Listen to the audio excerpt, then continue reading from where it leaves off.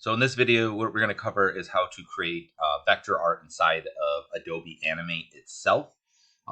It is totally possible to bring artwork in. I'm not going to cover things as much that are similar to like Illustrator or Photoshop, their vector tools.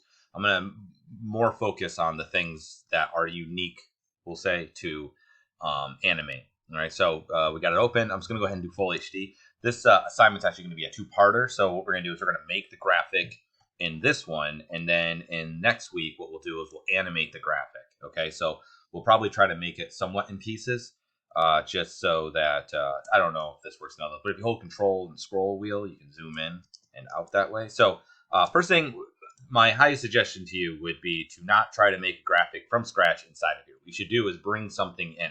So whether it's a drawing or whether it's something else, you want to bring it in and then use that to draw on top of. That way you're much more creative and you're not being bound by the tools that you have here. So in my case, what I'm going to do is I'm actually going to bring in the Cecil logo just because I figure that makes sense. So we're just going to do File, Import, and we'll just import it directly to the stage. Actually, we'll do Library. If you do Stage, it does directly to it, but I'll just do Library so you can see. Then I'm going to go here, and I have the Cecil logo somewhere. Where are you? Wait, icon. Let's do that one. Open. And you're going to see it shows up here, and then I can just drag into the thing. Now, if you do it directly to stage, it will actually just show up literally in the stage. So, yeah. Anyway. Okay. So, we've got that going. That looks fine. See, I thought I had the words, too. Hang on a second. I'm going to go grab the logo with the Own Your Future in it as well. Okay. So, now I got the one with... now I got the one with the words in it as well. These little things here. Well, you're going to use this basically as our sort of starting point. Okay. I think I can probably just get rid of this one because this is actually more what I'm into. Okay. So what we're going to do is we'll just put this as, I'm just going to double click on it, put it as reference. And then we're just going to lock it, and this won't help us because they'll just give us the bounding box. I'm going to double click on the thing there, and we're going to do opacity, and let's do opacity like 25%. That way it's there, but it's locked, and we'll do a new one, and then this will be our actual graphic. We'll make it inside of here, okay? So, yeah, let's get to it. Control plus. So this is obviously a circle, so I'm going to go on here, go to the oval tool. Do not do the oval primitive tool. There's a difference between the two. The oval primitive tool, when you draw it, will look like this, but you'll see it's automatically like a shape. So it's actually, you have to, let's convert it to a drawing object. And then it's like an object that you go inside of. So I don't suggest doing that one because you don't have a lot of flexibility. You'll see the rectangle also has that. If you do the regular oval tool, you can also click on this. This might be on. You'll see this will also become an object, right? And so notice that I can't, oh, just let me do it actually. But it's an object itself. So if you click inside of it, I can get inside the actual object. So typically I don't suggest using those, but just be aware that if you do have that happening, it's just that you have this on. So just keep that off because otherwise I can't combine shapes and stuff. Like when you draw the shapes, if I draw two of these, you'll see that they won't be able to cut into each other as interactively. Okay, so I'm going to assume that this is the halfway point, and then this is probably the halfway point. That's not really halfway. It's like here. So I'm going to hold Shift. And if you hold Alt, I don't know if a lot of people know this, but if you hold Alt, it actually centers on it instead of you dragging it down. I find that kind of helps because it's easier to go from the center than not. So I'm just going to try and roughly, I don't know, we'll go with that. Okay. Then I'm just going to double click on this. I'm going to get rid of actually this outline. Double click on that outline and hit delete. Now we've got the shape. And I am going to make things, I guess we'll make this a little bit transparent so I can see. Actually, you know what? We could just do this. That way I can see what I'm doing here. All right, so I'm going to hit Q now. And again, I'm going to click this over with my arrow keys. Okay, click it down with the arrow keys. Okay, now I'm going to hold Shift and I'm going to hold Alt. So that does, oh wait, not Alt, sorry, just Shift. So hopefully that looks pretty close. Okay, doesn't need to be 100% because it's not going to be anyway. All right, so that's pretty good for that basic shape.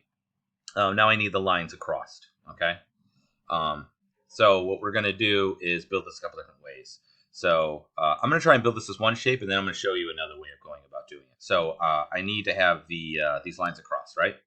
So I could do this any number of ways. I'll do it one way, and then I'll do it another way. So what we'll do is do the rectangle tool again. This time I'm gonna put this back so I can see the actually no, I'm not gonna do that. So that way I can see. There we go. That way I can see what I'm doing. Do the regular rectangle tool. I'm going to go to my properties and go to the tool, and I'm going to take the stroke, and we're going to make it no thank you. I don't want any stroke, and I need to change the color. If I do the same color with this, it will actually combine them. So watch. If I go like this, now you'll see these are actually one shape. Okay, and I don't want that, so I actually have to make it a different color. So I'm just going to go ahead, and it doesn't matter what color, we'll just do this color. Okay, I'm going to put this back on outlines, and all I'm going to do is draw like so. Man, I'm gonna go to view and snapping and edit snapping and turn all these off. It's kind of cool that this always just resets no matter what. See, now those are permanent, so let's delete that. Yeah, that's not what I was hoping for. Okay, let's get rid of that first. All right, let's try that again. So that way I can make it a little bit more accurate. So I'm just gonna make sure that it overlaps. And we'll say, good. Okay, so I'm just going to go ahead and turn this back on. Now you can see we have the shape. Now, if I click on this shape, delete, that is now not part of it anymore, right? So now these are two separate pieces. Oops, I moved it a little bit, okay? So that's kind of cool. Now, what I need to do is the next one. So what I could do is, again, I'm going to turn on outline just so I can see. This time I'm just going to use the line tool. It's N, and I'm going to click and drag, and I'm going to hold shift to make sure it's straight. See, it'll keep it in 45-degree increments. And then I'm going to do another one. And I was off a little bit there. Okay, still off, but I don't care. All right, I'm going to put this back on. And now you'll see I have these lines across. But these create points where everything's oversect. So now I'm going to do is just click on that space in between and hit delete. And then I'm going to click on this outline, delete. Oh, actually, I'm going to double click on the outline to make sure I get the whole thing, delete. Double click, delete. Okay, so now you can see we have the other one done. Looks pretty good. All right, so yeah, so now we got two of them. Let's go ahead and do this. And let's see, what's another way of doing this? I'm trying to think of different ways to go about it. Oh, I know. What I'm going to do is I'm going to take an outline, and I'm going to drag it across, but this time I'm going to center it. Okay, I'm going to put this back on, and you can see that's not thick enough, right? So I'm going to do, so I'm going to double click on it, and I'm going to take the stroke and make it roughly the right thickness. So a little bit more. Oops, object, take that stroke and a little bit more, kind of guesstimate. Now, problem is this is a stroke. So actually, if I went to, it's not actually like, it's a stroke. It's not a shape. So I'm just going to convert this to a shape. So I'm just going to do modify, and then let's see, shape, and convert lines to fills, something like that. Now you'll see that this is in fact a fill, just like when we drew the other shapes. And now when I go to click on this and delete, there'll be a hole right there. Okay, so you can see, let's just turn this off real quick. You can see that now, oops, not that one. Right, we're getting pretty close. You can see, right, we've got those two parts. The next part would be that weird symbol thing. Now to do this, because I don't want to deal with like accidentally overlapping that, I'm just gonna make another layer, and we'll turn this guy back. We'll turn this guy on. I'm gonna make that one wireframe. I'm gonna draw some lines and then use that, and then afterwards I'll just merge it with this layer. That way it's not overlapping the entire time. So I'm going to grab from here, and my stroke is super high, so I'm just gonna put this back to like, let's say 2 just to start. So I need the starting point here and the ending point to be there. Starting point here, ending point there. Okay, that's pretty okay. And let me see. Actually, I did that wrong. Hang on. Starting point here, ending point there, because this line goes through and back there. Starting point here, ending point there. Now what we're going to do is go to the regular select tool. I'm just going to grab this. I'm going to drag it up roughly to where that point is. Then I'm just going to click and drag this out. Click and drag this out, and you can see my lines are off, right? That's why I didn't put them on there, because I didn't want to have it be off and have it merged, because as soon as I draw them on that, it would automatically cut them as soon as I let go. So I'm just going to go like this, and go over here, go like that, and pull this out. Over here, boom, pull this out, and voila. Okay, so now I got those lines. I just need to merge those ones below it. So I'm just going to grab them like this. Let's lock this so I don't accidentally grab those. Grab it like this. Control C. And then we're going to go to this one. And let's just turn this off now. And unlock this one. And then Control Shift V to paste in place. I'm going to put this not in that mode. We'll just click off. You have to click off first. And now when I click on, I can delete, delete, delete, delete, delete, and then double click on this line, delete. And now you can see we have our logo. Pretty cool. Okay, so the next thing to do would be to make this part here. So for that, you're just going to need to try and find a font that would be the correct font. So I could just, again, use my text tool, and I'm just going to draw a square like that, and then try to make it the right size. Let's try doing, I don't know, 48 instead. Fill, let's just do that same green for now. I'm going to have to sample that green in a second here. And then we need to find the font that would be the most correct for it. So it's some sort of Arial. I could tell that much, but what kind of... It's a sans serif because it doesn't have the nucks on it, but I'm not 100% sure what the font is. So let's do Cecil College like that. And then let's see what that looks like. It's not too bad. Oh, it's all caps. Whoops. Let's try that again. Cecil College. And then Control A to select all. And do we have, where's the, oh, it doesn't have any flavors of it. Okay. So I'm just going to drag this up. So it's roughly the right size there. Go like this. I'm just going to hold, I'm just going to hit Q so I can scale it. And we'll just scale it. I'm going to do this to make this a little bit easier. I'm going to grab the pivot point and actually put it on the end here. Match this up on the end. And then I'm just going to pull it this way. Like so.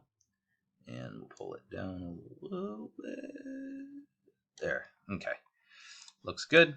All right. Then I think there is a tool. Let me see. Style. Yeah. Fox Bold or whatever. So that's fake bold. So that should hopefully help it thicken up, but it's not doing too much. Let me see. All right. Well, that'll have to do. So it's pretty close. I could do things where I would like break it apart and try to match it up, but it's not too bad. And then I can use the same thing again for the one underneath. So I'm just going to hold Alt, click and drag down. And I'm going to make the font size a little bit smaller. Let's try 32. And then we're just going to write, actually, hang on a second. Is it lowercase and uppercase? It is. Okay. So own your future. That looks acceptable.